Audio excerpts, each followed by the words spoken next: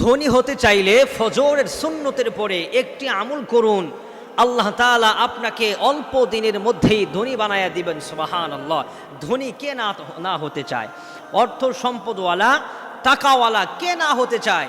আমরা সবাই চাই আমার একটি গাড়ি থাকুক, একটি বাড়ি থাকুক, একটি বড় অফিস থাকুক, আমি একটি বড় কোম্পানির এমডি হই।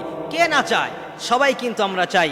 তাহলে যদি ধনী হতে চান, হালালভাবে এই আমলটি করুন, আল্লাহ সুবহানাহু ওয়া তাআলা আপনাকে অল্প দিনের মধ্যেই ধনী বানায় দিবে। সুবহানাল্লাহ। ফজরের সুন্নতের পরে এই হাদিসটি মুসনাদ আহমদের মধ্যে এবং তাবরানী শরীফের মধ্যে হাদিসটি এসেছেন। রাসূলুল্লাহ সাল্লাল্লাহু আলাইহি ওয়াসাল্লাম বলেছেন, ফজরের নামাজের সুন্নত আদায় করে ফরজ আদায় করার আগ পর্যন্ত তোমরা এই দোয়াটি 100 বার পড়ো। 100 বার পরে আল্লাহ তাআলার দরবারে দোয়া করো, লা ইলাহা ইল্লাল্লাহুল মালিকুল হাক্কুল মুবিন, লা ইলাহা ইল্লাল্লাহুল মালিকুল হাক্কুল মুবিন।